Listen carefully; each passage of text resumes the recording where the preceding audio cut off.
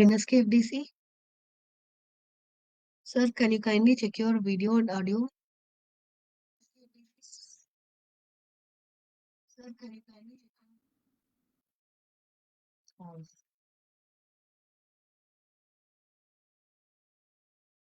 Hello, sir. Good morning, sir.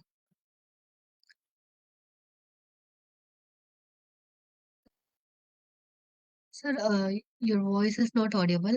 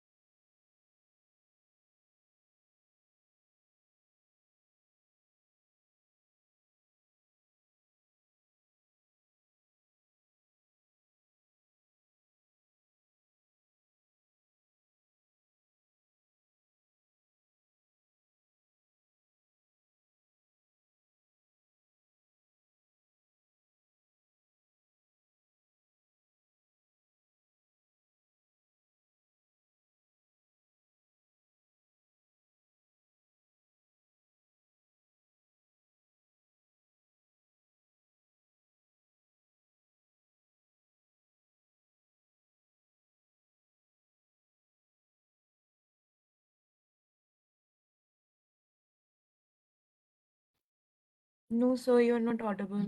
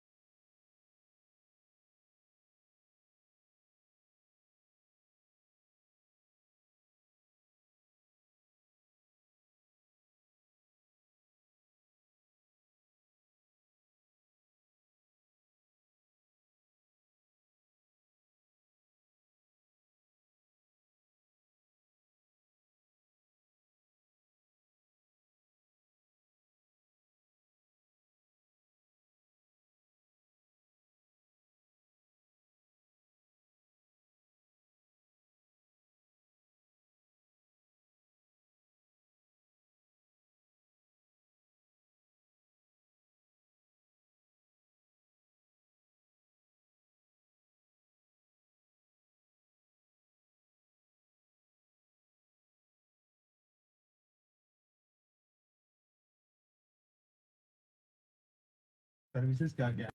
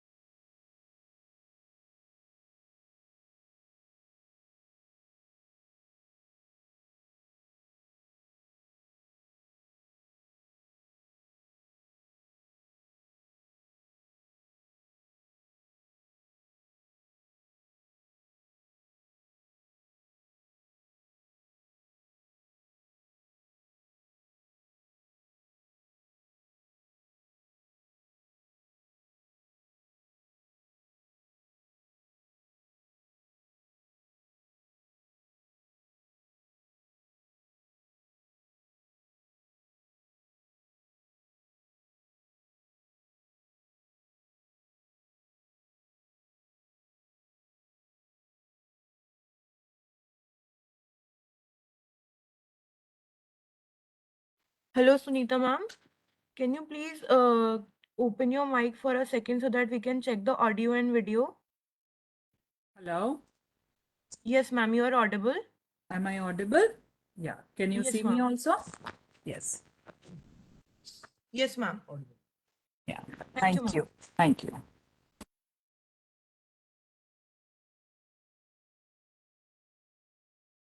Team from CIP Ranchi, can you please switch on your video so that we can have a video and audio check? Yes, Okay, sir, ma'am. you are. Yes, sir. Yes, sir, you're audible and visible. Thank you, sir. Okay. Okay. MD NSK FDC team. Sir, can you please switch on your video?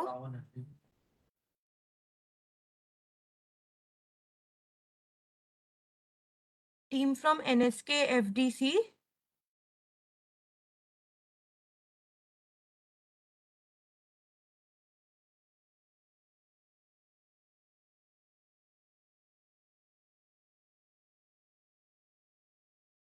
Team from NSK FDC, can you please switch on your camera for a second for the audio and visual check?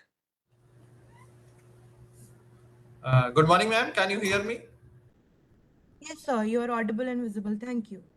Okay, thank you. Shall I close it now? Yes, sir, yes, sir. We'll start shortly. Hello, sir. Director NCRT. Sir, can you please open your audio? Yes, yes, yes, yes. Hello. Yes, sir, you're Uh, audible and visible. Thank you. yeah, it's okay. Yes, sir, great. Okay, I will leave around 12:20. I have to go for a meeting, ministry. Yeah. So please make it sure Okay, that sir. We'll manage accordingly, sir. please Yes, sir. manage it. Okay, okay. Thank you.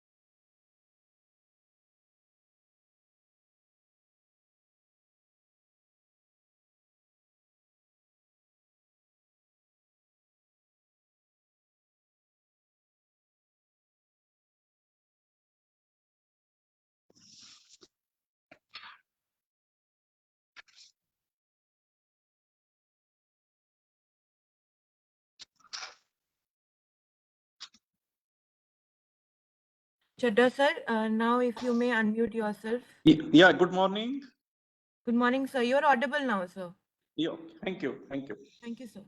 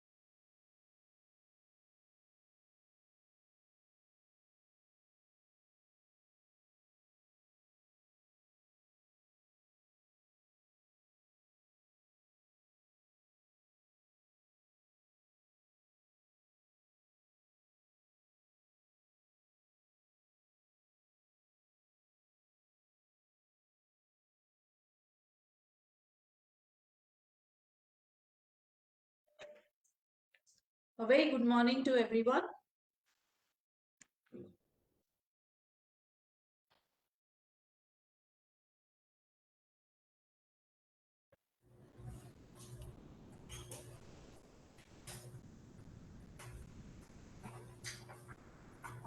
Side कर दी sir मैंने तो madam भी आ रही है function नीचे पे वो भी साइड कर देंगी और ऑल्टर को I think all our distinguished panelists are here.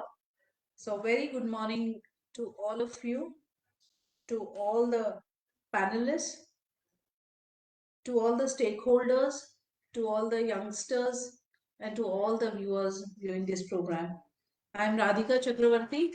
I'm the Joint Secretary in Ministry of Social Justice and Empowerment, and I welcome you all to this excellent panel discussion on interdepartmental cooperation, building ties for a better future.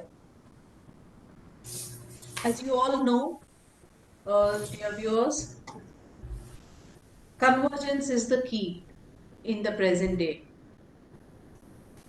Nasha Mukt Bharat Abhiyan is an awareness program to resolve the issue of substance use in the country. And it was launched on August 15, 2020. And 2 years since 2020, it is still going very, very strong. And it has touched so many lives in a positive way. And that is possible only because of the convergence of various individuals, various ministries, various departments, various experts in this field. So today is the day where we celebrate this convergence. And I have a very distinguished panel with me who are going to, and I'm going to request them to share their experiences and also pronounce their commitment to the Nasha Mukt Bharat Abhiyan, which is for the betterment of the youth, especially of the youth of this country. So I welcome you all once again. And I would like to introduce my first panelist, Professor Dinesh Prasad Saklani, Director, NCRT.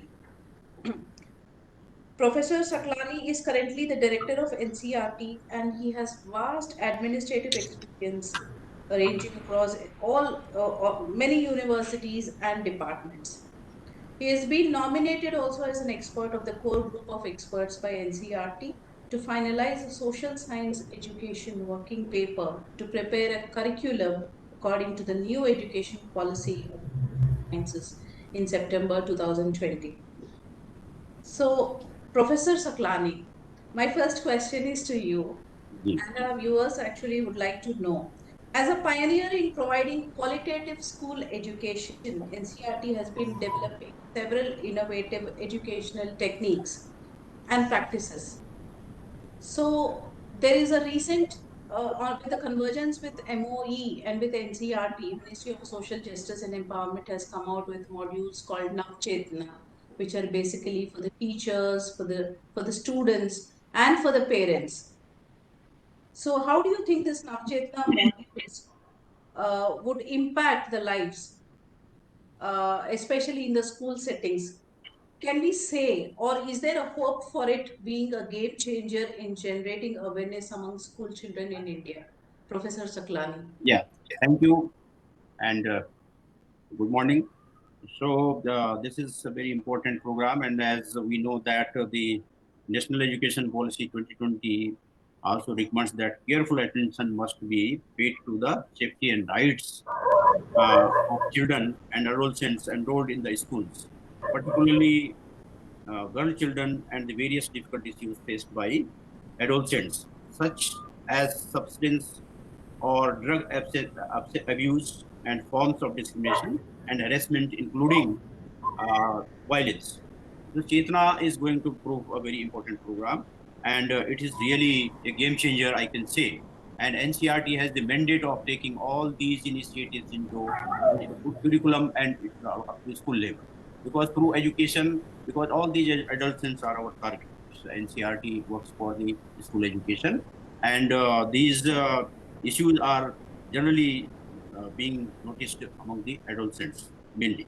So there must be a clear, safe, and efficient mechanism for reporting and for due process on any infractions against children, adolescents, their rights or safety, and development of such mechanism is very important. And Chetna model is going to be a successful model and game changer. The NEP states that student will be taught at a young age the importance of doing what is right, and will be given a logical framework for making ethical decisions. So our NCF is under process. We are preparing NCF, and foundational stage NCF has been prepared, and we are working on the school NCF. So we are going to take these issues in a big way in our curriculum and in our practicing classes also. So I feel that this Chetna model is going to be a successful model, and NCRT has all support for that. Yes. Yes, Professor Saklani, we are really hopeful about these Navchetna modules taking their shape. Yeah. So just to take it forward, we are in a culture, we have a culture where teachers are the most respected people, right? We say like Guru Brahma, Guru Vishnu, Guru Devo Maheshwara. So we equate them to the God. In fact, they are the heroes for a growing child. So teachers, as we all know, have a substantial influence on the students, and their guidance and counseling is very important. But my question to you is, how do you think the teachers are aware of the problem of substance use in the country among the school students at the moment? And do you think they're equipped enough to deal with this issue with their students in a very sensitive manner? And what kind of training inputs would they be requiring? Okay. Yeah, you are right. As we know that under the ages of school, health program of Ayushman Bharat, NCRT has developed a comprehensive package titled Training and Resource Material, Health and Wellness of School-Going Children.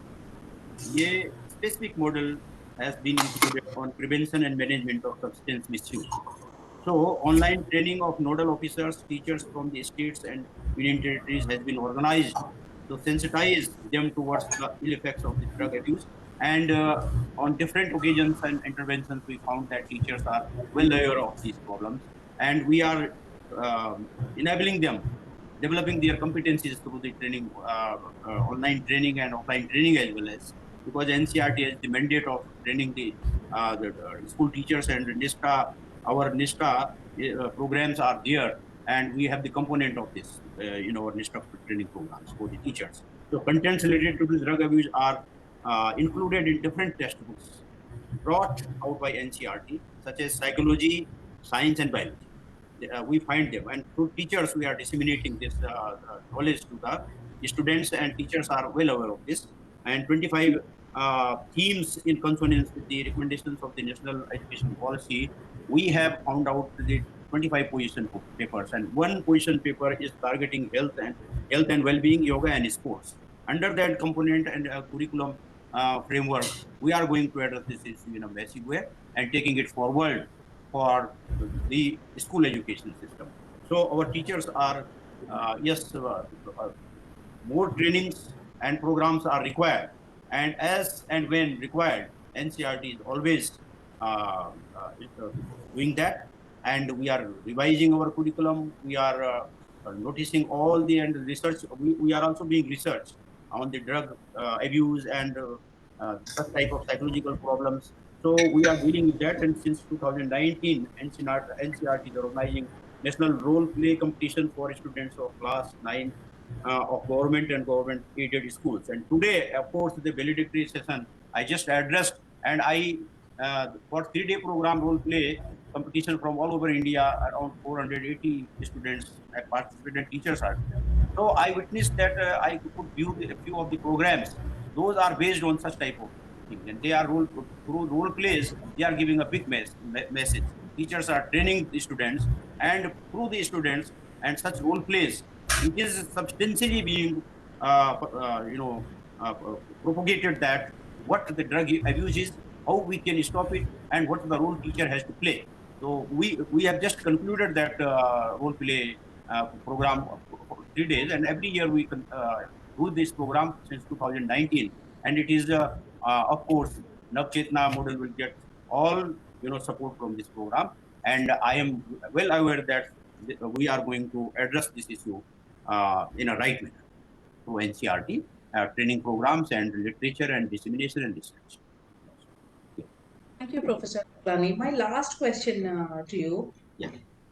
Uh, Nasha Mukt Bharat Abhiyan right now has touched directly. We could approach 8 crore population across the country directly. So leaving alone the online modules or online way of interaction, so physically we could reach out to 8 crore people, and that's not a small number to physically reach out to.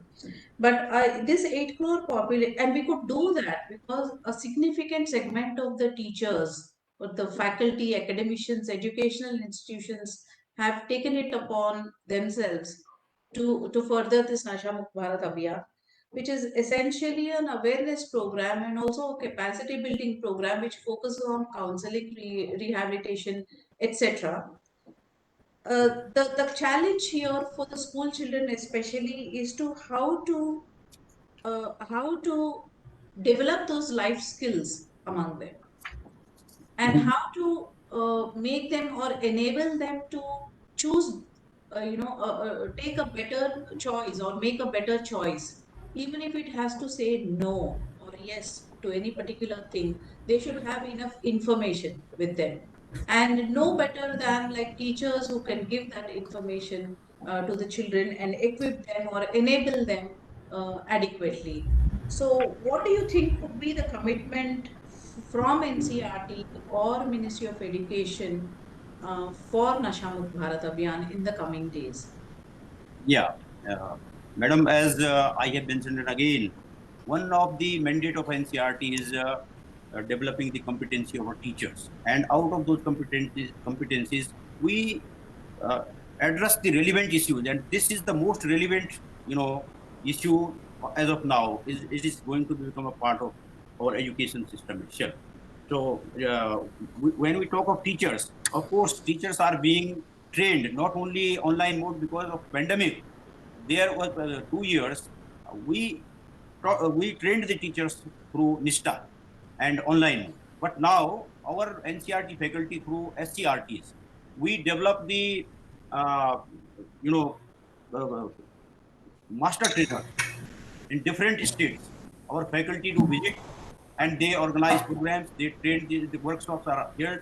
Sometime at NCRT campus in Delhi. Sometimes at RIs we have 5 regional institute of education in different locations capturing the whole nation. And then through the SCRTs, we are in constant touch with the SCRTs, and through SCRTs we prepare master trainers, those who then percolated down to the district level and village level, even cluster level, and the block level. So that's how we are doing it. And Ministry of Education has different such programs or training programs for the teachers through which we are addressing this. And teachers are all most influential as far as the children are concerned. Teachers are trying to share the problems, academic and personal, of the learners and guide them to handle the problems. And then parents are also very important components. So what we are doing is that we are also inviting parents, just as our this program is role play program is concerned. The parents are also here. So parents, teachers, and students. These three are important components. Not only teachers, but parents must be sensitized about the activities of their kids. And then our new education policy, national education policy, as the component of skill development and vocational education. And national credit framework is on. So what type of, any type of knowledge of the student is going to be adjusted and accredited through the credits. And we are going to award them credits, whatever learning they have, whatever skills they have. So if child is directed to the positive learning, then he or she does not have time to go for this negative aspects. The watchfulness is very important. As we see that the different, groups are there for smuggling and spreading this bad, menace of the drug. So law and order has to be taken care of also. So what we are doing, we are also in constant touch with the district administrations in different states through our SCRTs, and pointing out that such suspicious elements must be traced out and kept away from the school premises and the school, adjoining areas. So those must be cleared from such type of elements, because through such nexus, the drug is being spread at large scale. and they are generally not noticed by the administration. So this is also one very important aspect that we have to take care. Where from the drug is coming, who are the people? They have rackets, different type of rackets, and they are not just simply noticed. So this is also very important. And then spiritual leaders from all religions should be involved in the mass awareness campaign against the dangerous use of drug abuse. Social service organizations, NGOs working in the area of prevention of drug abuse or running anti-drug campaigns also are being identified, and they are also being sensitized, and their services are being utilized for the mass awareness among the students and parents. So a dedicated toll-free national helpline to deal with the menace of drug abuse should also be set up. Through that, we can sensitize our students and raise this problem. So social media such as Facebook and Twitter, our NCRT has the Twitter handle also. And as and when we have such programs, we upload that in our social media also. So through different modes, NCRT is trying best to make the people aware, students aware, and develop the competencies of the teachers to fight against this menace of the drug abuse. And because drug abuse, and then it is very dangerous. And another is the addiction to the internet and mobile and all this computers. This is again going to be a very big problem, as we are different researches are showing, recent researches are showing that this is going to be equally dangerous as the drug abuses. So we have to be cautious about these things, and NCRT is certainly going to play vital role as it has been doing since then. Thank you, Professor Saklani. So, sensitization of teachers, capacity building of teachers, Yes. and protecting the children in the schools from the substance use, creating enough awareness among the children, promoting life skill activities, and implementation of this Navchetna module. We have a very ambitious target, Professor Saklani, together with NCRT, MoSJE combination, we are going to train teachers in about 300 districts in the coming year. So Yes. that's a very tall order, but I'm sure with the convergence with you and with the commitment from NCRT, we will definitely do that. Thank you very much. We now go Sure. to our next second panelist. Very happy, Dr. Rakesh Chadda, to see you here on this panel. On several occasions, we have interacted in different forums. So Dr. Rakesh Chadda is the professor and head Department of Psychiatry and Chief of National Drug Dependence Treatment Center, AIMS, New Delhi. So Dr. Rakesh Chadda is currently a professor of psychiatry at AIMS, New Delhi. Previously, he has served as the president of the Indian Association for Social Psychiatry and Indian Psychiatric Society, North Zone. There's Secretary General of the Indian Association of Social Psychiatry. He's also a fellow of the Royal College of Psychiatrists of UK and the National Academy of Medical Sciences, India. Dr. Chadda, it's a pleasure to have you here. As you all know, in India, the first national comprehensive survey was taken up by Ministry of Social Justice and Empowerment, and NDDTC AIMS has helped us conduct this survey. And first time in our country, we have these figures of what is the extent and pattern of substance use in the country. So we know in which state which substance is prevalent, in which age group which substance is prevalent, and which gender which substance is prevalent. So we have the statistical figures, and that could happen only with the help of NDDTC AIMS. And as the head, Dr. Chadda, your contribution is invaluable, and I welcome you to this panel today. And on the earlier occasion too, when I had discussed Nashamukh Bharat Abhiyan with you, when I visited your premises, you had shown keen interest in how the Abhiyan is progressing.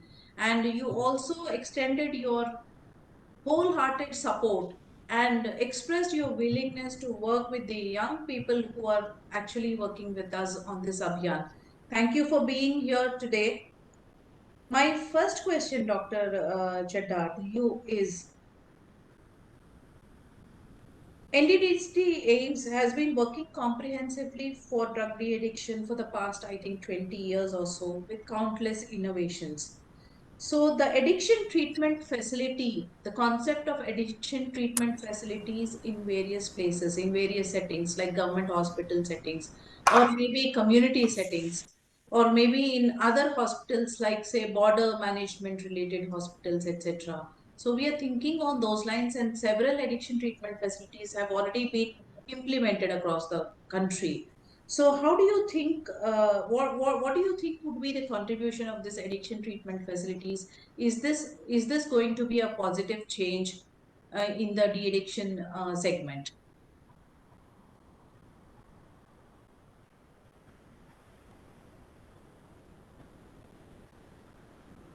Dr. Shada, you are not audible.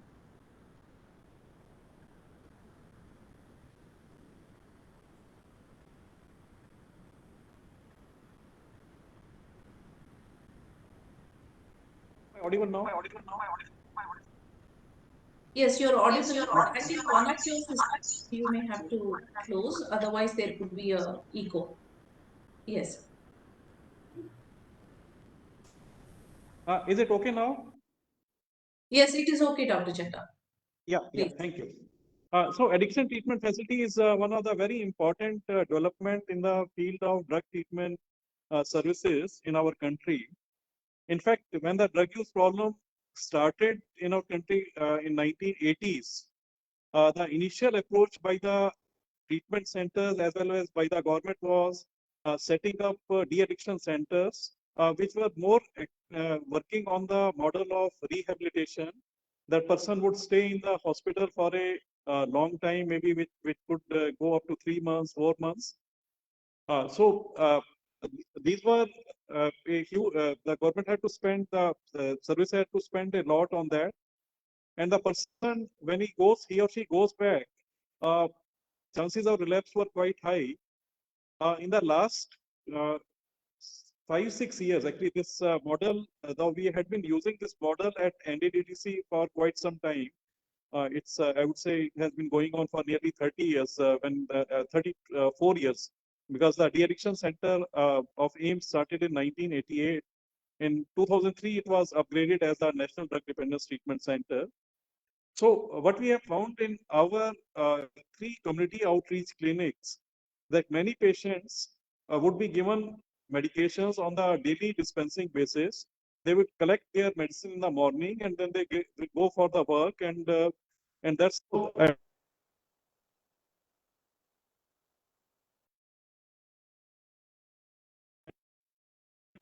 treatment facility. Now, NDDC is located in the city.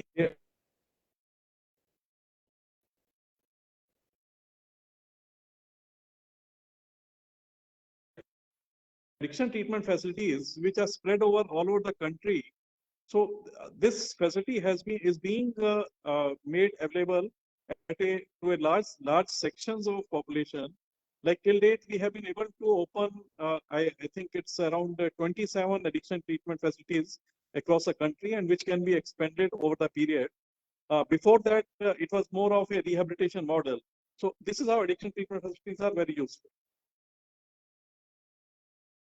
Okay, Dr. Chatta, I just wanted to ask you, as we all think, you are an expert in this, that people who are using substances, not everybody would require medication.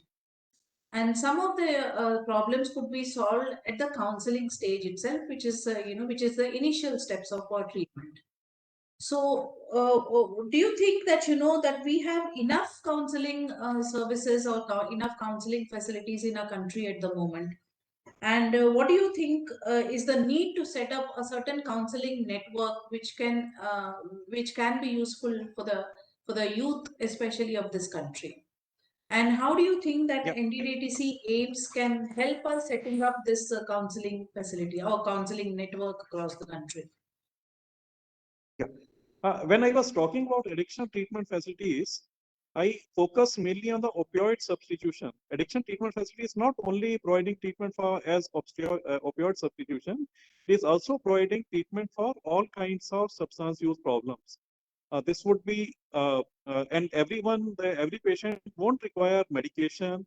Every patient won't require long-term treatment because it also helps in because these are located in the community. They are also located in the hospital settings or healthcare settings. So that also helps in sensitizing the general population and other medical personnel, other departments in the specific hospital, so that this service is available. So a person with substance use problems, they can be referred to such a facility. So that's one thing. Other thing is the other approach, because it has been found that nearly 90% of the persons who are using drugs, they don't access the services, or they are not able to access services for different reasons. That could be non-availability of services, or say addiction is often taken as a habit, not a medical disorder, which is now well proven that this is a medical illness just like any other medical illness like diabetes or hypertension. So we need to raise awareness amongst the general community that addiction or drug dependence is not just a habit; it could be a illness. This is a this is a medical illness and which needs help. So every patient, every person does not need medical treatment. Number of subjects, because we need to raise community awareness, and number of patients, they can be helped by simple psychoeducation, counseling, or support, family support. Like it has been found that if, that's a example for tobacco, if the doctors just ask two questions, do you smoke or do you use tobacco? Even that helps in early identification and sensitizing the people for that this could be an illness and this needs to be stopped. So taking it forward from there, so my question was, since since some of the issues could be resolved or some help to a large extent, in fact, large extent help can be given through counseling services. And at the moment, what is the counseling capacity in our country? And do you think Ministry of Social Justice, maybe with your help, with the help of NHA, with the help of the health sector, can we create a counseling network which is accessible, easily accessible to the needy? Yeah, it should be possible. Basically, a problem with in the health sector is because our MBBS or undergraduate medical curriculum is grossly insufficient in providing training or say teaching on the substance use disorders. That is one area. So our doctors are not well equipped to deal with this problem. So in that background, it becomes very important to sensitize all medical doctors and also the health workers, which includes the nurses, nursing professionals, or other paramedicals, that they should be sensitized that this is a problem, this is an illness, and that can help in definitely a simple 2 or 3 screening questions. Do you use drugs? Do you smoke or do you use alcohol? So these very simple questions, they can help in screening and they can help in raising awareness. So, and raising awareness is basically the main thing. And then that there are treatment facilities available for these. So help is available for these. So these 3 or 4 things, they do help. And not, as I said earlier, that uh, it would be maybe 20–30% patients, subjects who would need intensive treatment, but most subjects won't be needing that kind of intensive treatment. Dr. Chedda, when I interacted with your team earlier, I had one question which I would like to repeat now in this forum and seek your intervention on that. In a particular setting, in a common setting, like say in a family setting, maybe two brothers, siblings, etc., but you see a tendency.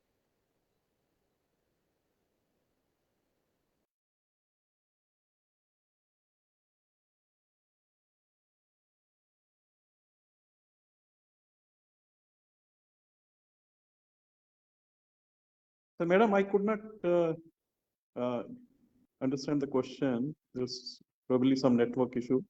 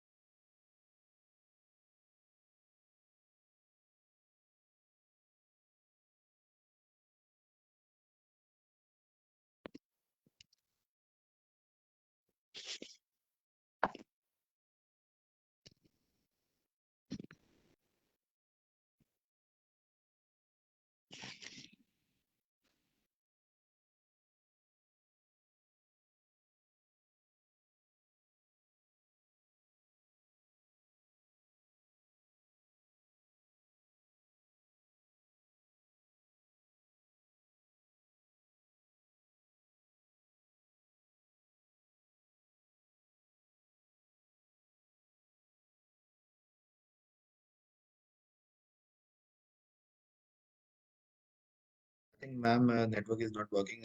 They will be, I think, coordinating, joining back most probably. Yeah.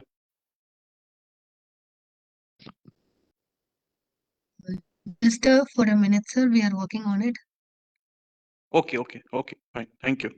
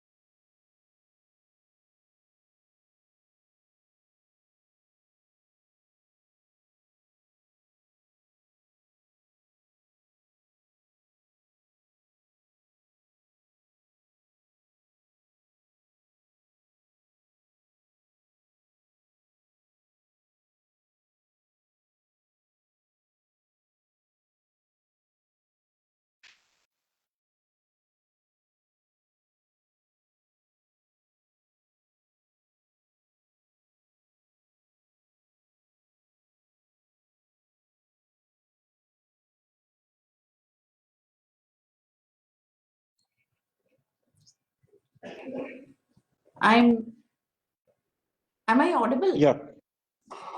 Yeah, you're audible. I'm really sorry. I'm really sorry for this technical glitch just suddenly happened. So, Dr. Chadda, if you are there. Yeah, I'm there. Yeah, Dr. Chadda, my question, I hope you could hear my question, but I would rather repeat it. So I was saying that initially earlier too, I had discussed with your team once. I had a doubt in a same setting, like two brothers in a family, or with the same environment, same upbringing, same everything. One is more prone to drugs. I mean, they both try drugs, suppose say substances, but one has become a dependent, the other could keep away. Can this be attributed to a genetic predisposition? So, what is your say on this? And if it is so, can a research or any study can we do any study on this, Dr. Chadha? Yeah. See, two brothers or even two twins, they don't share the 100% genetic material. That's one thing. The other thing is, it's not necessary that if one person develops a problem, the other person would also develop. Because it's not only the genetic factors, it's a number of other factors, because it's basically drug use develops, it's a biological, sociological, psychological factors.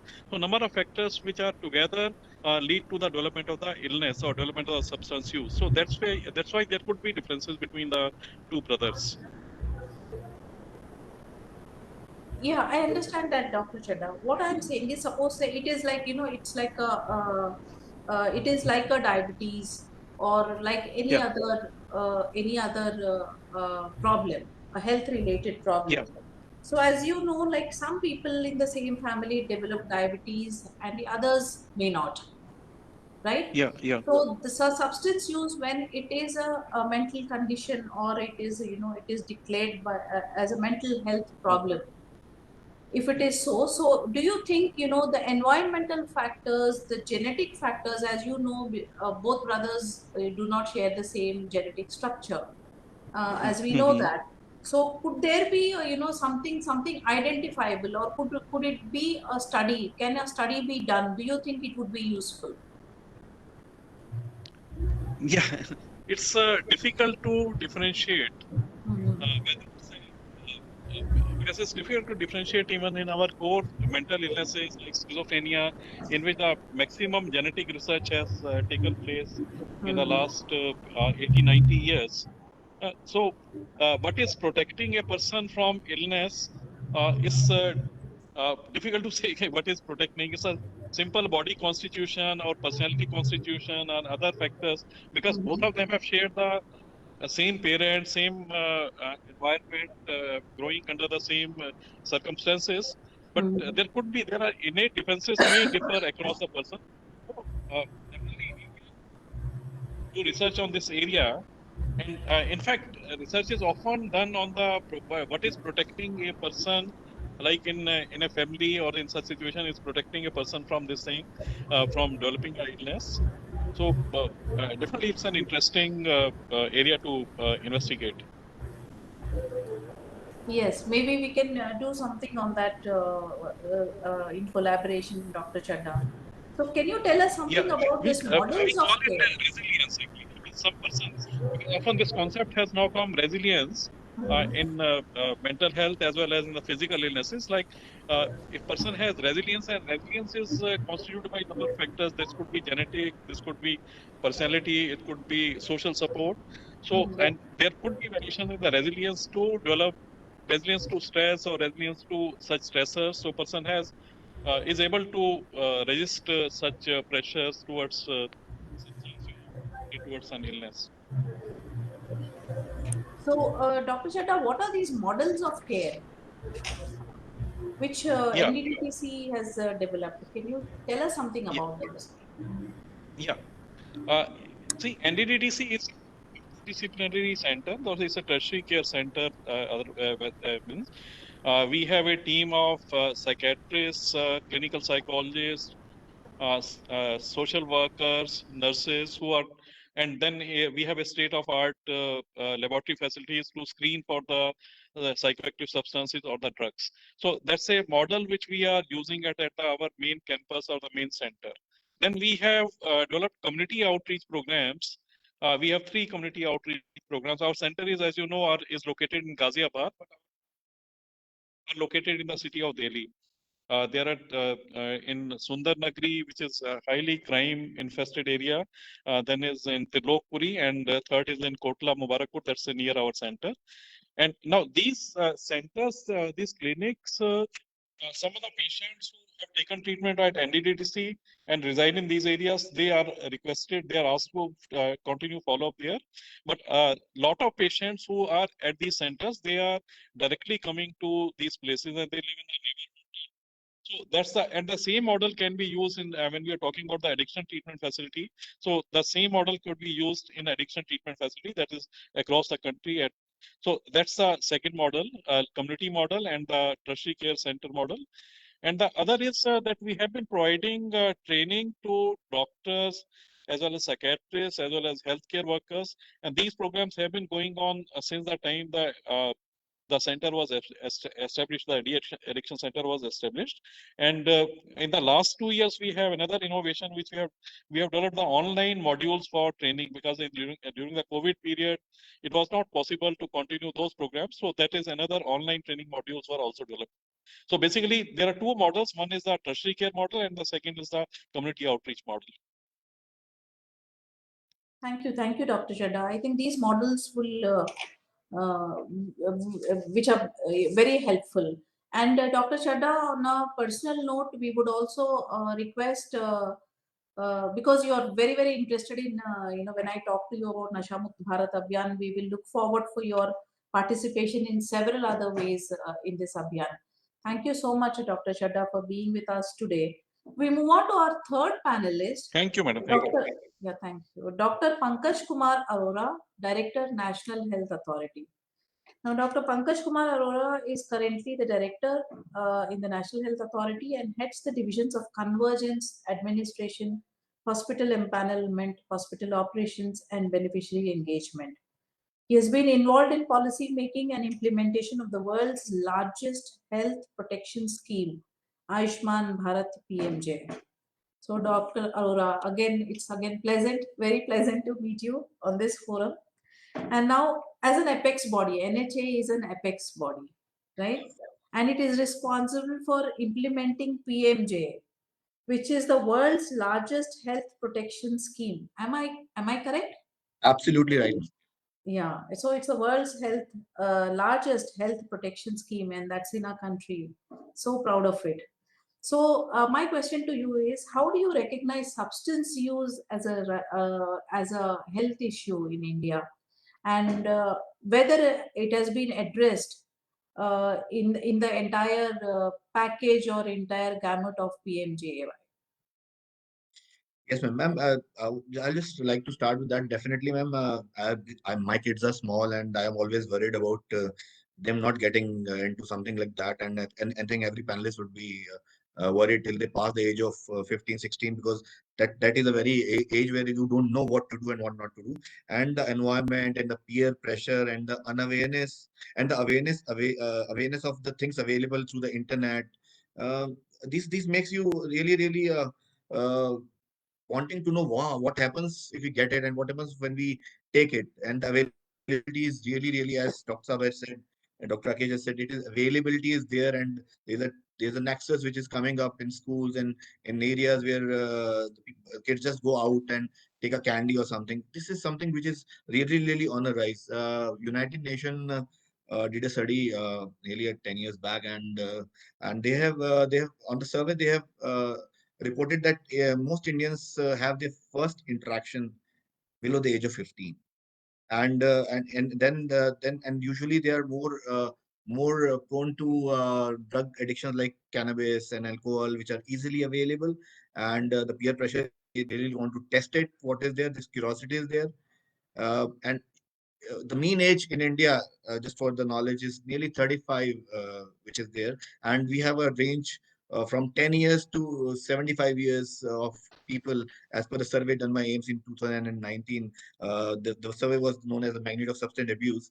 And we really have to think about that. If the kid gets affected, then the definitely family is also affected, and the whole family goes into array. And now coming on to your question, I'm just I would want to put on the context what we are talking about. NHA, ma'am, as regarding treatment coverage, what NHA does and what ABPMJ has mandate is to provide secondary and tertiary care to people which are beneficiaries in a way of the socioeconomic caste census 2011. So there's a fixed criteria for being a beneficiary of ABPMJ, and we give coverage of 5 lakh rupees, and there are packages available in case of alcohol abuse.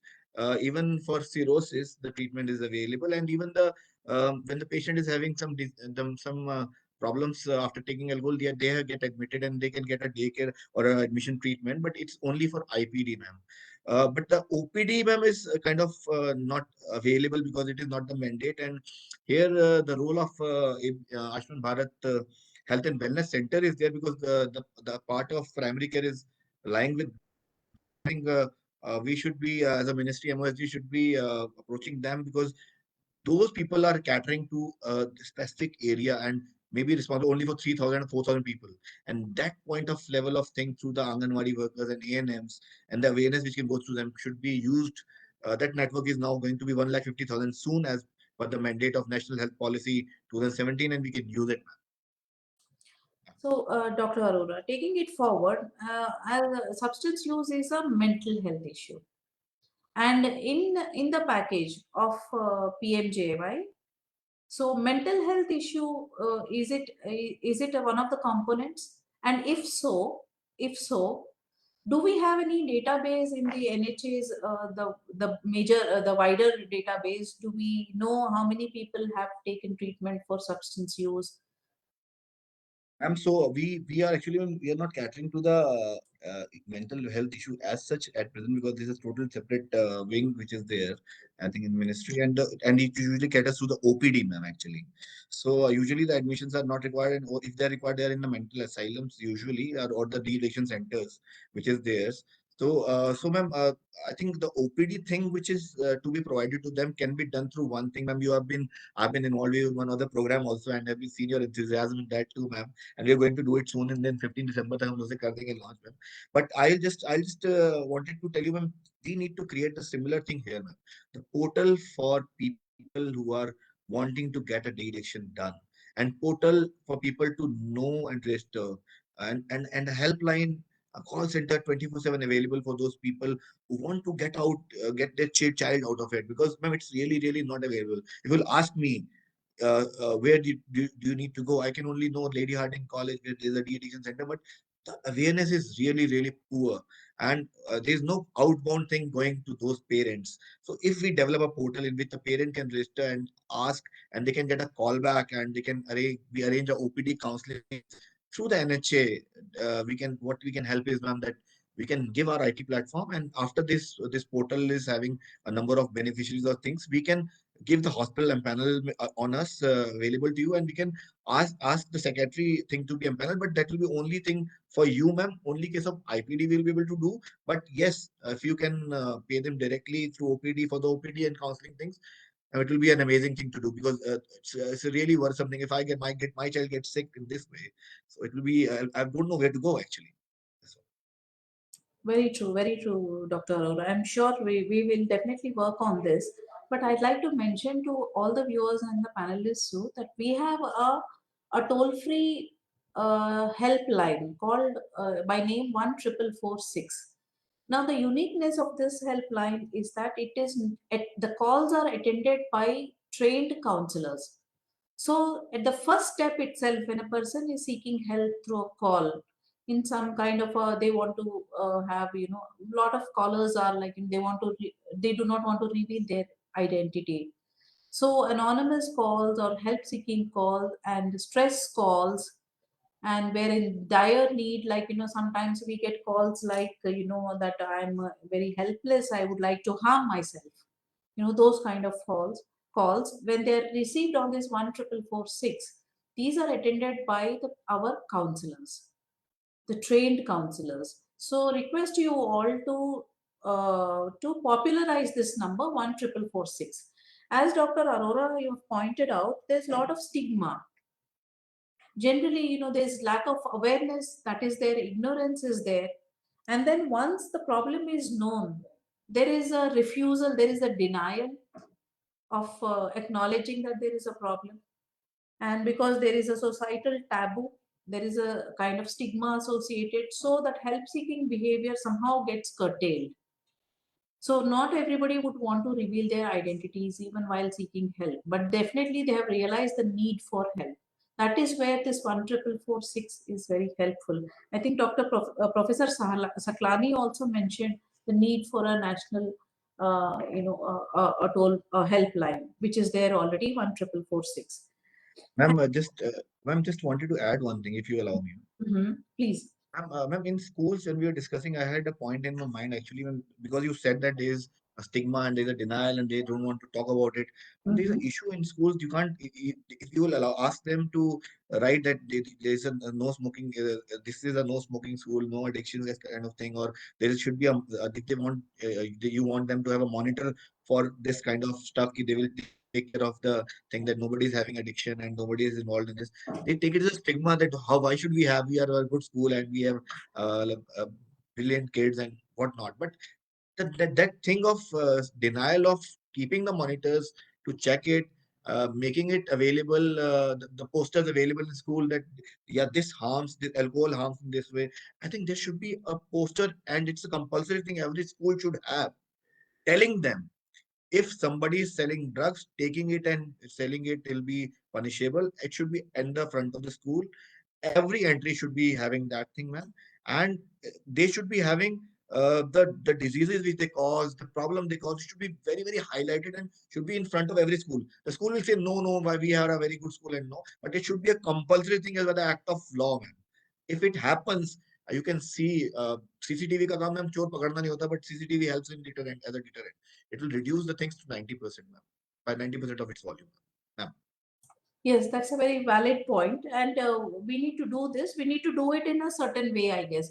So, any of the panelists would want to intervene and then would like to comment or express their view, they are most welcome. So, Dr. Chadda, maybe you'd like to say something about this. But Dr. Arora, before we seek interventions, I just wanted to say that there was actually a debating a discussion rather, whether at what stage in schools to which children of which classes we should initiate the topic of, say, substances. That was actually widely debated. And when we formed these Navchetna modules, because there was a viewpoint saying that if you talk to a class 6 child about, substances, etc., etc., you maybe they won't know. They're ignorant about it, but when you ask the question, that increases their curiosity. That was one viewpoint. The other viewpoint is that everybody know, because most of the users, they would have had somebody in their family using the particular substance, so children would know. So the feeling that they don't know, therefore you cannot broach the topic, that should not be, that view should not be taken. So there is a lot of discussion on both these points. And then it was decided, or unanimously you can say, or consensus kind of a thing is decided, when you introduce a topic to a child in class 6, where our Navchetna modules are starting actually, then you should introduce the topic as healthy living, how to say no, what is a good touch, bad touch, and generally you start from that, then you introduce the concept of any substance. That's how generally the approach is. So, Dr. Chadda, would you like to say something on this?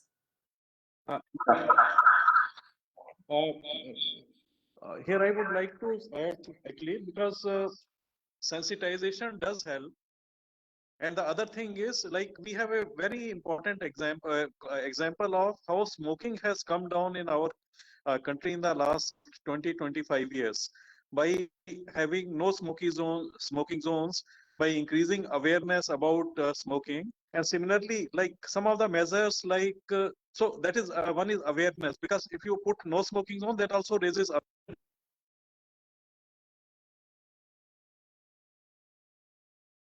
So, and the other thing is, because bringing these things at a sensitive growing age, and it's not a one-time message. If the children who are growing in the school, this messages start at the age of say 6-7 years, and this continue over the period as the child passes out at the age of 17-18, that helps. Just say one simple message would help. So no smoking zones, raising awareness, and this awareness should continue over the.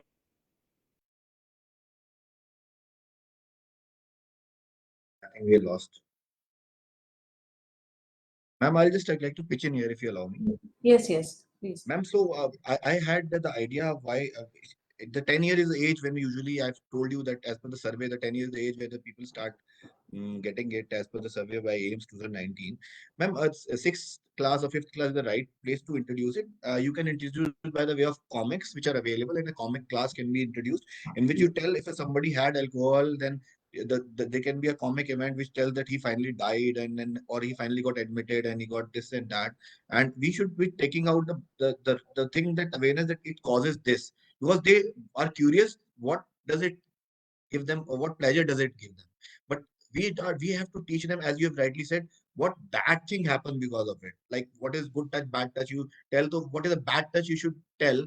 The person should be able to tell. So the child's brain at that time is really very delicate, and it absorbs nearly everything. So if we introduce a maybe in a week a comic class in which we introduce and make comics by the Ministry of Social Justice and Empowerment, and with the help of AIMS or any doctors group which you have already been on, must have having a committee for that. So that for every kind of drug, for example, cannabis, what does it finally land up you into, and then how it got treated, and everybody a hero saved the patient. And then there was, after that, there is the second part of the comic says how the people were caught and they were taken into behind the bars. These kind of comics which tell the wrong thing which it and the way it can be tackled with. And the kid informed the principal immediately, and principal took action. A kid informed the parent immediately, the parent took action. This kind of event and a visualization definitely will be good. And if NCRT will introduce that kind of comic chapter into a thing in a book, it will be amazing, ma'am. NCRT has been very cooperative with us also in ABPMJ, and they are really, really helpful. I think that is something which you should introduce as a comic chapter or something, ma'am. I think very valid points, Dr. We would be definitely working further with you on this, because there is a gap. As we all know, there is a gap between the resources, the medical resources, there, and the people who are needing it, and the accessibility.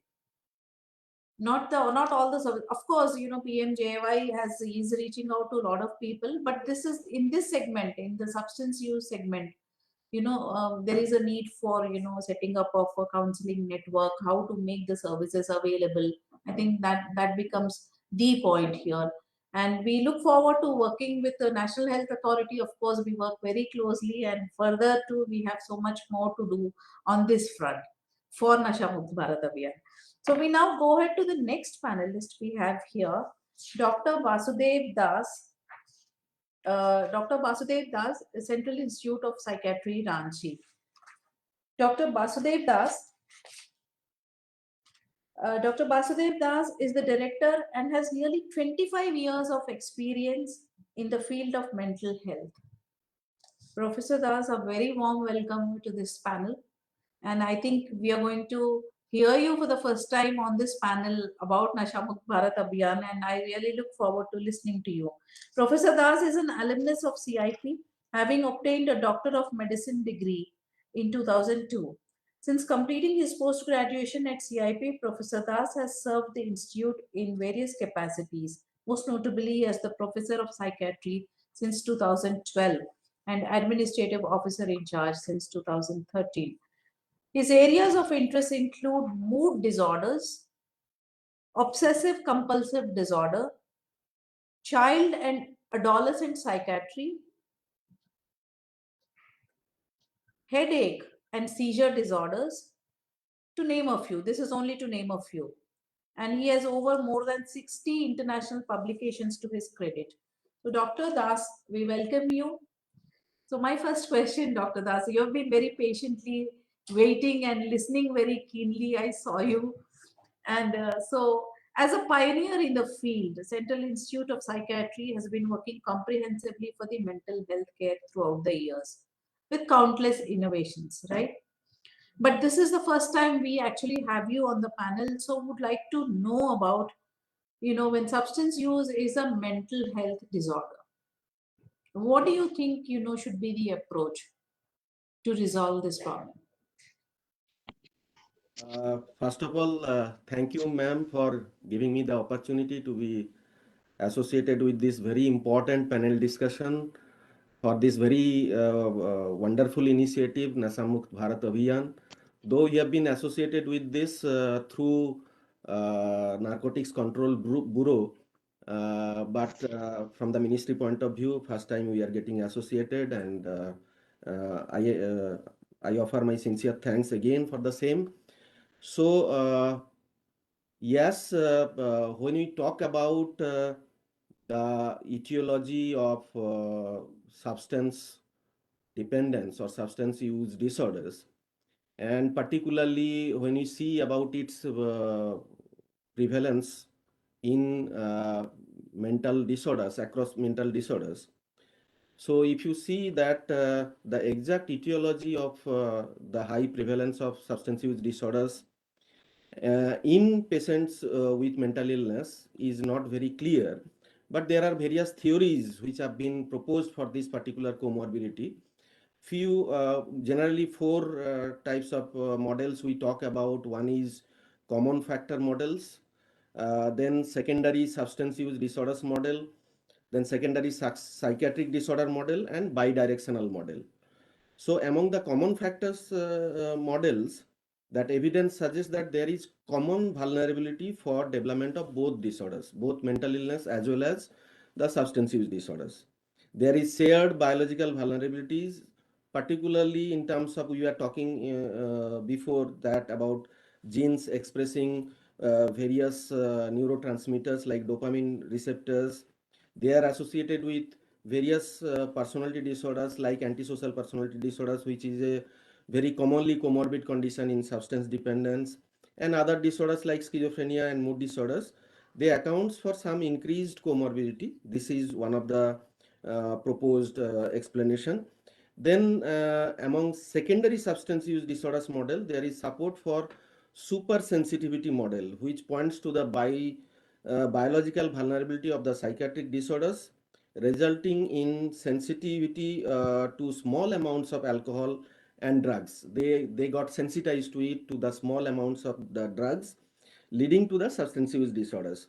Then there is minimal support for the self-medication model, because most of the mental illness patients, they have kind of a dysphoria because of their various it can be related to mood or various psychotic experiences like delusions or hallucinations and anxiety and all.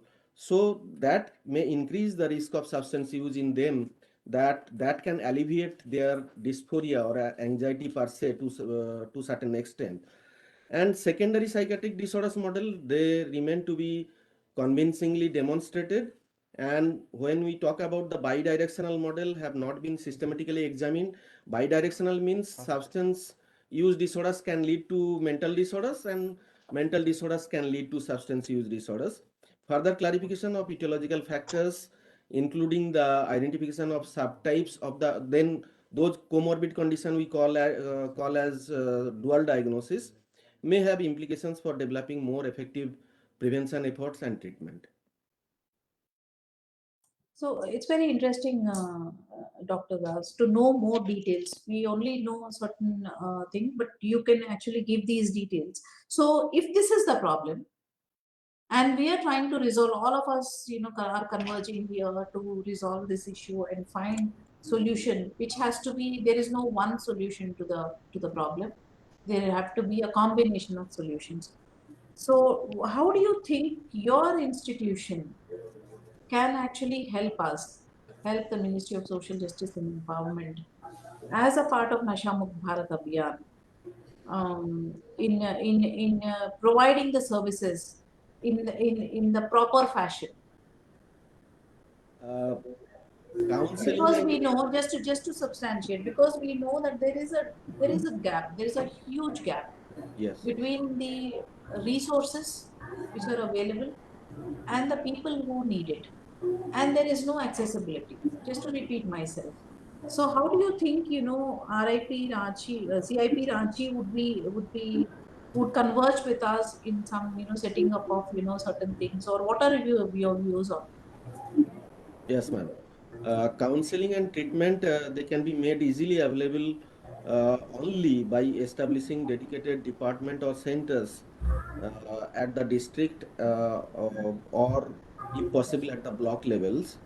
While the National Mental Health Program by Ministry of Health and Family Welfare is increasing its coverage in districts and been integrated with the National Health Mission, Nasha Mukt Bharat Abhijan can use the eligible clinical psychologist or psychiatric social worker available at the district level with the district mental health program per se, where the substance use is relatively high. CIP being a tertiary psychiatric hospital, we runs daily OPD service as well as with high load of patients seeking treatment for substance use. It runs separate de-addiction unit, while individuals with substance use disorders, they are admitted and get comprehensive care, including counseling related to the various services. Nasha Mukt Bharat Abhijan can utilize this facility for their clients if they need such care, and occasionally CIP conducts outreach programs for awareness at various district hospital, schools and colleges.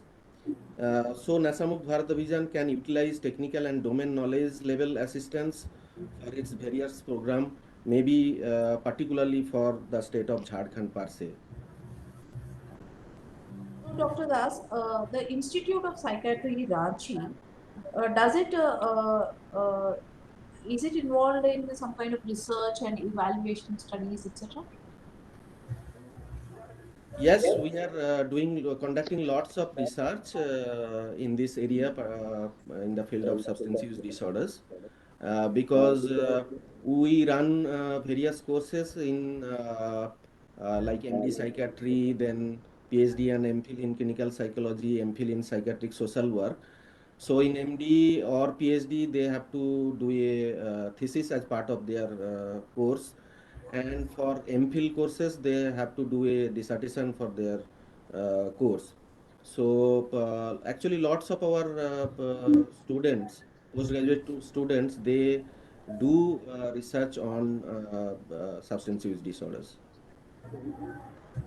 Okay, that is really interesting to know because my next question was supposed to be that how do you think, do you think we can encourage young scholars to take up studies related to field of substances in India? So you've already answered that question. You're saying that there are some scholars who are doing these studies in India. Plus, ma'am, we run drug de-addiction program also. We are a nodal center in the Eastern India, and there also we have employed manpower who are also indulging in research activities besides delivering routine clinical care per se. Okay, thank you so much, Dr. Das. In fact, we would be interacting with you on a larger scale in the coming days Thank you, ma'am. because the setting up of a counseling or making counseling facilities available to the people. Because one disadvantage we have is that compared to the other countries, compared to the West, is that वो increase करने का हम लिखेंगे वो अब वो लिखेंगे ना बाकी compared to the Western countries is that there is no continuity of any treatment in the sense the consistency is not there. Suppose Yes. in a counseling facility, say government supported counseling facilities, if the counselor changes for some reason, which happens quite frequently, the beneficiary I feel is at loss because he would have to repeat the entire circle to establish that kind of confidentiality between the counselor and the beneficiary. I feel is very important. That's Yes. how that is somehow is we are missing out on that. So how do we set up a very stable network in such a way and make it accessible to people is one of the concerns and one of the priority areas of the ministries. And in this regard, we would be interacting with the entire medical fraternity, especially who are working on this field. So that's how we will get in touch with you. Thank you so much, Dr. Das, for being with us. Thank you, And ma'am. now Thank you. thank you. We move to the next panelist, Mr. Prabhat Kumar Singh, who is the Managing Director of National Safai Karamcharis Finance and Development Corporation. Now, Prabhat Singh ji, so I would like to, Prabhat Singh ji is, he's from the Indian Engineering Service Officer of the 1993 batch. And he has done his master's in environment engineering from IIT Roorkee and MBA from Sikkim Manipal University. He has an experience of 25 years, vast experience. So, Mr. Singh, my question to you is that in the substance use field, when we work in this demand reduction field, there are certain segments where we do focus studies like transport workers, like the people who are involved in certain occupations. But then the general problem is that once they are treated for the substance use disorder, there is always the relapse happens. The relapse happens, and their rehabilitation is not complete in that sense. When we talk about that whole person recovery, where a user, once upon a time user, is completely rehabilitated. So the instances of rehabilitation is linked to so many things, and more important things are the economic stability, the skilling, the entrepreneurial skills being provided, and subsequent market linkages to enable a person to stabilize economically and socially. That is actually a complete rehabilitation. So, my question to you is your organization is basically your target group is the marginalized communities of our countries and substance users. There is considerable substance using population in this marginalized groups. So, how do you think the NSK FDC provides assistance in bridging this resource gap within the NMBA ambit? So, what kind of skilling did you identify within your beneficiary groups that there is a certain segment using substances? And if so, what kind of skilling opportunities have you provided? Uh, good afternoon, ma'am, and good afternoon, distinguished dignitaries. As you rightly said, and most of the panelists have also said that substance abuse could be a genetic problem, could be a mental disorder, and similar. Being a practical in the field man, I work with the socio-economic upliftment of sanitation workers, manual scavengers, and the waste pickers. So I can also say that this problem can be associated with the occupational hazard, maybe occupational issues also, because most of the contractors who employ or who engage the sanitation workers for cleaning of sewers and septic tank, because these are the very unclean operations. And in the septic tank workers, they have, and even in sewer manholes, they have to uh, go under very confined spaces, and after that, apart from that, very unhygienic thing and a lot of smell of obnoxious gases is also there. So first the contractor introduce, no one come forward. First the contractor himself introduces substance to these people and pay less money, so that they do not experience any smell or other things, and they do the cleaning. And once they get used to it, they have various problems. During our medical camps, we face that these workers who work in sewer and septic tank cleaning, they face the problem of they have eye disease, some their cornea or whatever is there, eye disease, their skin disease are there, and most importantly, their back pain problem is there because they do not use the proper posture for lifting the waste material from these confined spaces of sewers and septic. That the most of them face the problem of back pain. To ease that back pain, also they take this. They resort to the substance abuse. So these are the vicious circle. So proper intervention has to be planned for them. And for this, we do work for their socio-economic upliftment. We provide them skill training, and plus we encourage the contractors, the sanitation workers, and this municipal corporation to go for 100% mechanization of all the cleaning operations.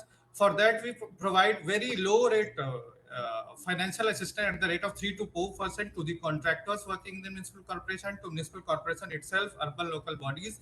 Even we ask the sanitation workers to form a small self-help group and procure these machines, and ask municipalities to provide them work assurance for 7 to 10 years, so that they can use the deploy this machine for the cleaning operation of sewer and septic tank, so that one of the occupational hazard eliminated, so that the substance abuse doesn't occur among them. The next category is our waste picker, that is rag pickers. The rag pickers also get introduced to such practices because they do these unclean and unhygienic operations. For that, they work under some sort of mafia, or some one group head is there, who ask all this. That you might be heard about this kabadi walas. There is an organized gang who run kabadi walas. So these waste pickers pick the waste precious material, and they go to this group leader and deposit all their waste to them, and in return he provides the paltry amount of money and some sort of some this drug type of thing, so that they get addicted to it. And this waste picker will not go to other person who will provide high rate to sell their collection. So such type of problems we face, and we are providing this RPL training means recognized peer learning to the waste pickers also and to the sanitation workers to how to use the safety, follow the safety precautions while cleaning the sewer, how to use proper uh, personal protective equipments. We provide many times free of cost to them to use the personal protective equipment to clean the sewers or septic tank, and also how to use the new machines which has been procured either by municipality or either procured by contractor free of cost. During the training we provide them stipend also. Apart from that, we provide short-term skill development training that if they want to leave this unhygienic or their dependents wants to leave their this unhygienic profession, they can go into another profession like skill development, plumbing, electrician, handset repair, and many tailoring, beautician course, healthcare professionals. Many such type of skill development training we provide to them so that they can leave this their unclean occupation and get out of this vicious circle uh, through which because of their occupation they are get introduced to this substance abuse. Thank you. So, Mr. Singh, this is indeed a vicious circle. That substance being introduced, to enable them face the occupational hazards, and also to pay less, or basically it is a way of controlling a person in a very very negative way. I think this vicious circle needs to be broken, and I'm sure you are with me on this. So what is that we can do now if we have to get down to practically how to, now that we know that this is the problem with this particular group, okay, with which you are dealing. So what do you think, we should have a practical solution to the problem, starting from, having the on the spot counselings wherever it is happening. And of course, you are definitely doing a wonderful job by giving them alternative occupations, by helping them move to the alternative occupations, or to do the same occupation in a better way, that is in a mechanized way. While these are going simultaneously, I feel that there is a definite need to break this vicious cycle. And as you all know, that whoever is the peddler or who is actually making a person, another person take the substances is a culprit. He should be seen as a culprit, and the term that is used is sakti se pesh aana chahiye. Like a mafia, like a peddler, or somebody is forcing drugs on somebody for some reason. They should be like dealt very strongly. So I foresee a proper program, a practical program. Perhaps we can work out together with Convergence, and then implement it where we can see where we can have a role for enforcement agencies too. They should be taken to task. The secondly, people who are affected, how do we deal with them, starting from on the spot counseling kind of thing. So I would like to say, how do you perceive? I see that there should be a positive collaboration between NSK, FDC, and the Nasha Mukt Bharat Abhiyan. But what do you think should be practically done so that we can start working on that? Actually, ma'am, immediately intervention should be there. So they should be encouraged to form themselves a small self-help group or small cooperatives and take up the work of municipalities to bypass these contractors who supply such substances to them. And second is, of course, the convergence has to be there. Convergence. Apart from that, the persons who are get addicted, who have already been get addicted, has to be identified. Because when we do awareness camp in their bastis, around in the among the gathering of 100 people, 150 people. Normally they ask from the morning we want to start this awareness camp. Normally we do counseling. Some psychiatrist is also there. They do counseling like that because they are so impoverished, or they are thinking that their mental level is so low. To make them think to like a normal person, it takes too much time. To establish a rapport with them, to talk them normally, to make them talk normally, to think them talk like a normal person, it takes too much time and too much rapport has to, and plus they have a herd mentality. So we encourage their leaders, so whoever their local leader is there, there's some they at least 50% listen to them initially. To us, when I say something, they will not listen to me.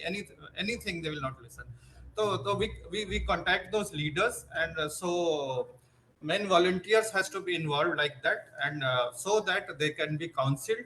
And whoever initially who has got entrapped in this vicious circle has to be identified and first rehabilitated them. Apart from that intervention, as I already said, and you also agree that complete mechanization should be there so that the hazard of the occupation is not there. And for waste pickers also, this complete waste recycling at the source level has to be there. Waste segregation at source itself is there. Many municipality has started so that such occupations are eliminated which introduce such substance abuse to these vulnerable group because of their occupation. Thank you, Mr. Singh. I think that is the way to converge. We would definitely now take up these groups as one of our focus groups, and we would start the interventions in convergence with you. Thank you for being here and for sharing, certain new things with us, because occupation related issues, and to reduce the effects of those occupational hazards and what people do to other people is something is very inhuman, and it requires to be handled in an appropriate way. Thank you for being with us, Mr. Singh. And Thank you. I'm sure that the skilling and providing alternative employment in occupation is definitely going to go a long way in prevention, or at least handling relapse situations in the substance use field. Thank you very much, Mr. Singh. Thank you. So we have now with us our next panelist, Ms. K. Sunita Seshadri, who's the Deputy Director in the National Institute of Public Cooperation and Child Development, NIPCCD. This is an institution of global repute in child rights, child protection, and child development under the Ministry of Women and Child Development. So, Ms. Sunita has been associated with NIPCCD for the last 22 years. And she has also started this Child Guidance Center at NIPCCD, Guwahati and Mohali, which deals with the children with developmental uh, and behavioral and learning problems. So Ms. Seshadri, we are very happy to have you here. As you know, Nashamukh Bharat Abhiyan, I speak so much about it, but then it is it's required. Yesterday, with one of the foreign delegations, we were deliberating the need. Everybody feels that we know, I mean, that drugs are bad, that they should not be taken. Certain things are bad for us, should not be done. Everybody knows, but definitely it has its own impact when we specifically say that this, you need to be careful while doing this, or you need to know the consequences of doing this. So telling it to them, not assuming that everybody knows and they're aware of the repercussions, but telling specifically, making an attempt to tell, I think it has yielded very positive results, and that's why I keep on talking about Nasha Mukt Bharat Abhiyan in various groups. So when we talk about Abhiyan, we always say that any adult taking substance use, say an adult above 30 years or so, if they take substances, then we believe that at least they know the repercussions to a certain extent. And being an adult, or being already reached a certain stage of development, etc., so they should be responsible for their own decisions. Whereas in a culture like ours, where we feel that till a certain age a child requires guidance.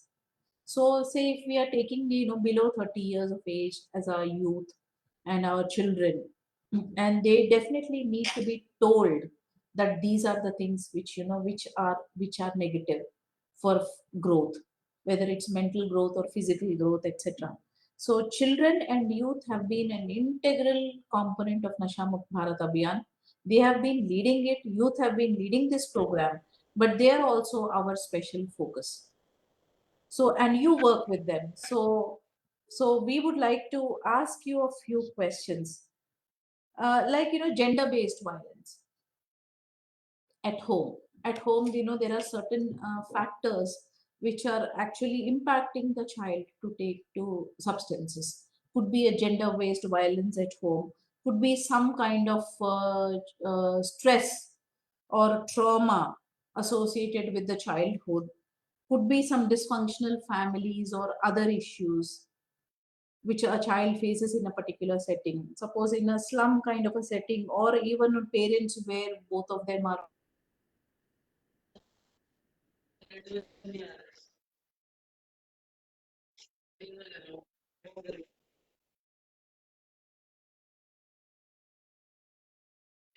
Am I audible, Mr. Shadri? Till You're now, not audible.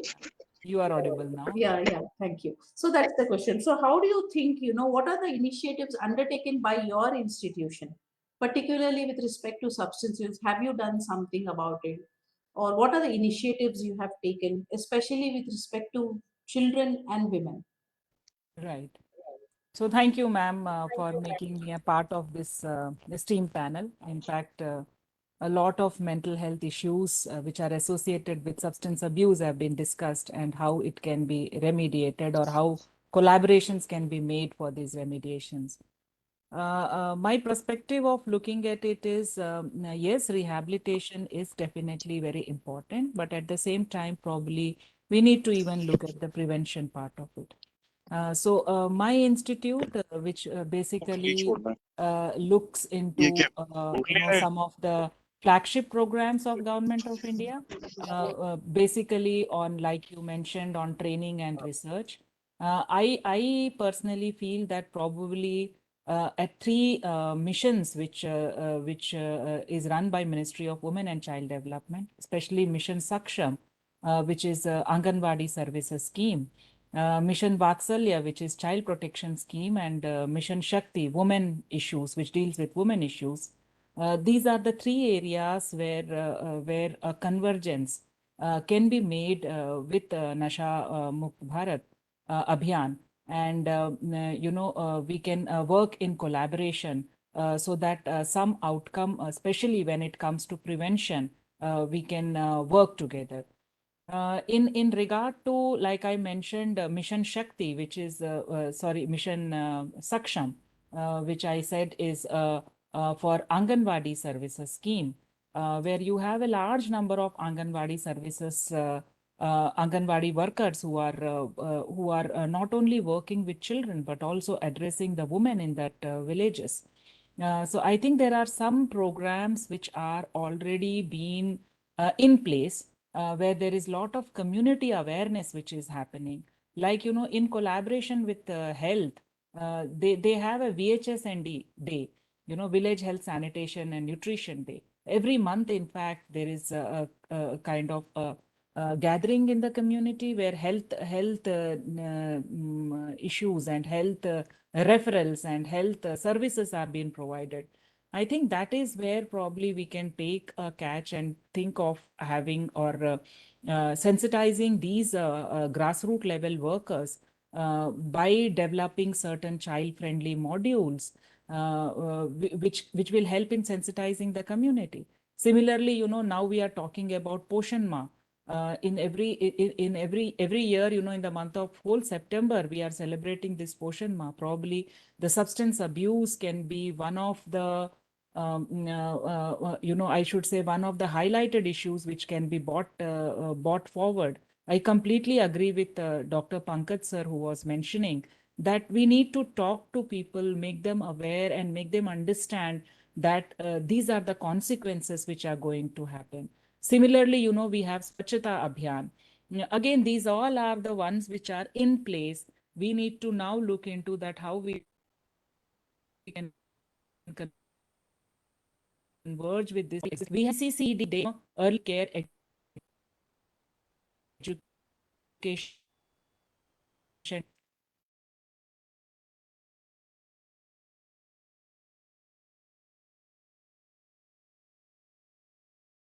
Ms. Seshadri, you're not audible towards the end.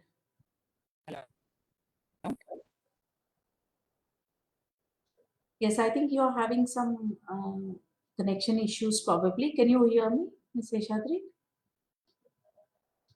Am I audible? Yes, you're Am I audible audible now. now? Okay. You're audible now. I'm sorry. So I'm sorry. I completely agree with what you're saying. In fact, there is a convergence with WCD, definitely.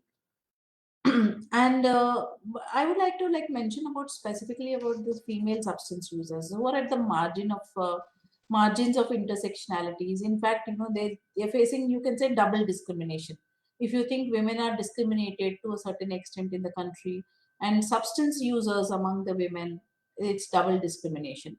And the avenues for seeking help, or they are coming out and admitting that we have this issue and we need help, the chances or the possibilities are very remote in the given situation. So what do you think, if you look at it from that gender specific lens, about this issue of substance use among women, how is your institution going to help in this?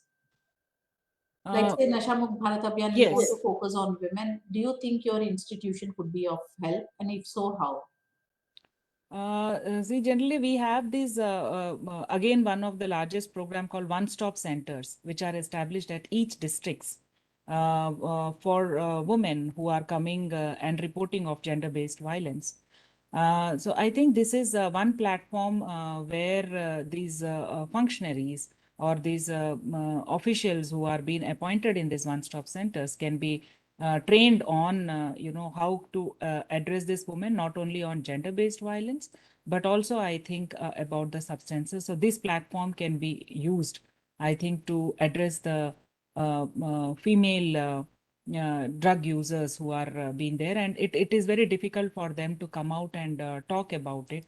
So this is one way which I see is we can have, and for that I think we can have some joint trainings, and we can also have a regional level consultative meets, because as you are aware that NIPSID is being spread in all regions also. Like we have one regional center in Guwahati where Northeast is being taken care. In Bangalore we have southern region is being taken care. In north we are at Mohali also, and also at Lucknow both, and also in Indore covering the central part of the country. So I think at all regional levels, a regional consultative meet can be taken up. Like right now I'm sitting at Mohali. Punjab, Himachal has a different kind of an issues when it comes to drug and substance abuse. So I think regional consultative meets will help us to understand what kind of collaborations can be made, especially when we have to address the women issues. Ma'am, if you permit, I would like to also draw your attention to children who are in childcare institutions, because under Mission Vatsalya, we have a lot of children in who are in institutions. Hello? Yes, yes, Hello. please Yes, go ahead. I'm sorry. Yeah, so the childcare institutions, children who are children in need of care and protection, and also children who are in need of who are children who are in crime, so both these children who are in need of care and protection, as well as children in conflict with law, we do see that there are a lot of these children who are being bought in front of CWCs or in front of JJBs. We do find that substance abuse is one of the issue. And when they are sent into the childcare institutions or observation homes also, we see that there is a problem of substance abuse, and which is largely reported. And many a times these care institutions, whether it is observation homes or CCIs, their officials are not very well trained, whether it is superintendents, counselors and all. They're not able to address these issues, and the children who are already vulnerable with the other kind of safety and security. I think this one another place where we can think of some collaborations where under Mission Vatsalya, probably we can look into addressing children who are in need of care and protection and children who are in conflict with law. At the same time, ma'am, I would like to also place it here. Every in if I have to speak, I would say that under Juvenile Justice Act also, what I see is that they should be convergence and coordination among where there is a need for setup of integrated rehabilitation center for addicts when it comes to childcare institution, and it is been said in the Juvenile Justice Act. So I think we can take this forward to have a setup of integrated rehabilitation centers for addicts, and this is possible by like it is mentioned that we can have some we at the regional centers we already have a child guidance centers which are being running. Probably there can be a setup of integrated rehabilitation center for addicts also, which can be an which can act as an outreach as well as counseling services for the children who are visiting in the region. So this is what I wanted to say now. Very, very, very good points, Ms. Seshadri, I must say. Women and children are our focus, and you will be very happy to know that we had given a convergence proposal to WCD for setting up, de-addiction facilities, because de-addiction medicine or treatment is different. It requires a different approach. Even to broach a topic, it should be done in a particular way. So there is a lot of capacity building that would be required in the institutions. And instead of they being taken to a particular center from because they're already in a home kind of a institution kind of a situation and a setting, so they need not be taken to another facility for getting the treatment, etc. So our proposal to the WCD was that we would like to provide these services, de-addiction services, in the child care institutions as well as the women's homes. So this proposal we had already given to WCD, and we also had a discussion with the Secretary WCD. So anytime that is going to come through. But besides that, we see a lot of potential in convergence with you, with the organizations and the setup, because infrastructural setup, do you already have a presence there, and how do we converge and utilize that for the betterment of these target groups to resolve the substance use problem in this. So that is, I think, in the coming days we would definitely be working with you, Ms. Seshadri. Thank you for joining us today. Thank you. Thank you. We now have our last panelist with us, Dr. Poonam Sinha. Dr. Poonam Sinha is the director of National Institute for Entrepreneurship and Small Business Development, which we all know it as NISBUD. Okay, that's how that's a very long name, but NISBUD is known to everybody, which is actually a premier organization of Ministry of Skill Development and Entrepreneurship. So she's a PhD scholar from Banaras Hindu University with over 3 decades of academic experience in the fields of entrepreneurship, organizational behavior, and women empowerment. So welcome, Dr. Poonam Sinha. And my question, you've heard this, deliberations, and I do not know, Dr. Sinha, whether you've heard of Nasha Mukt Bharat Abhiyan earlier, but I know that you work very closely with the corporations of this ministry. So I have few questions for you. So earlier I had talked about when we were discussing with Mr. Singh, we talked about the relapse and how should it be a comprehensive rehabilitation that nobody gets into a situation of relapse, and that they are socially and economically stable, that no drug can actually could attract them. That's the situation, ideal situation we are looking at. So like this ministry targets marginalized communities, and as you know, substance users, they are our focus. So how do you think NISBUD can provide assistance in bridging the resource gap through NMBA for skill training and entrepreneurship?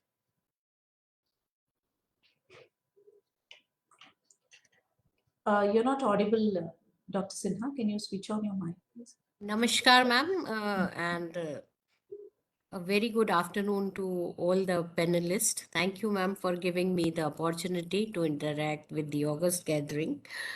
Ma'am, I was listening all the resource person very carefully, and I also do believe that prevention and rehabilitation both are the important aspects, and NISBUD Yeah, we are very closely associated with the corporation, Ministry of Social Justice. We are doing different kind of program for the target group of Ministry of Social Justice, like for beggars, for transgender, SC, OBC candidates.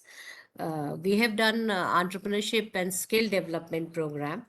Ma'am, for this Nasha Mukti Abhiyan, I believe that prevention is always better than cure. And for that, we need to do coordinated efforts. All the department like education, uh,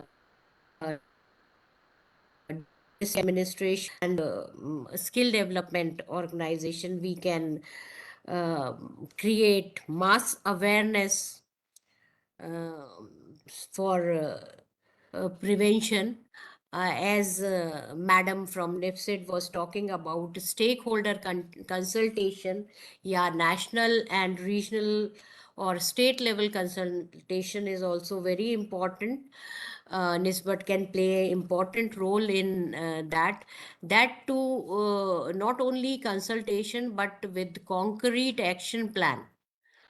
How to prevent, that is very much important. Then when we talk about rehabilitation, entrepreneurship development program, skilling and entrepreneurship blended, skilling blended with entrepreneurship is also very much important, because I mean, when we talk about the psychology of youth, or um, when we interact with the youth, majority of the youth, they are frustrated, depressed, and they do not know about the employment opportunity, where to go and how to get. So, I mean, creating efforts, I mean, creating employment, not only salaried. We all know that salaried employment are limited, but creating opportunity, making them aware about self-employment and entrepreneurship, which is very much important, and providing them handholding and mentoring support continuously. As Dr. Pankaj Arora was saying, that we should monitor them properly so that they can come out of this, and at the same time we should give them some other option of getting self-employed, or option of engaging them in other activity. I think that would of course change the mindset, and they will be able to come out of this, and will be able to do better for the society. So, Dr. Sinha, I would like to ask, because of lack of avenues to education, because of certain family settings and circumstances, due to non-availability of economic resources and other resources, family support, some children could not be educated, or they left their education midway.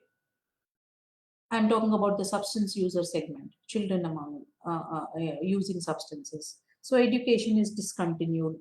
And in some cases, due to prolonged use of substances, they had discontinued education. And therefore, the educational or not only educational, subsequent educational opportunities, but the employment opportunities or avenues for them have reduced considerably. So, do you think NISBT can come with some way of economically empowering them? What can there be a model for these dropout children? Children, in the sense, who are not able to continue any education further, but they need to have some economic activity. Can there be a model for them, or can there be a module or something developed exclusively for them, where they can continue a certain kind of training which will empower them economically? Is it possible for NISBT to do that? Yes, ma'am. In fact, I mean, very relevant question you have asked. In fact, we have developed a module of entrepreneurship development, and that too, we are catering with the bottom of pyramid. I mean, those who are dropouts, eighth pass or 10th pass or sixth pass or I mean, we have done program for rag pickers also, jail inmates, Nari Niketan, and ma'am, the program was very successful.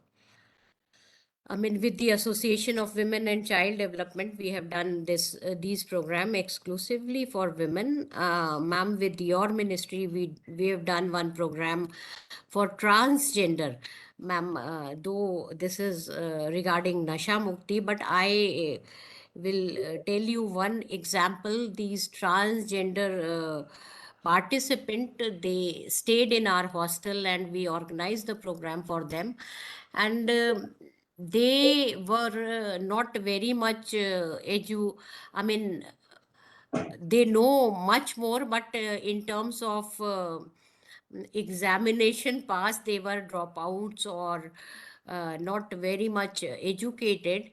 And when they came to our institute, they were very much depressed, deprived kind of person. They were not accepted by their family members, but the module was designed in such a way that their confidence level was built up, and at the same time, I mean, they themselves told us that many times they failed to do suicide.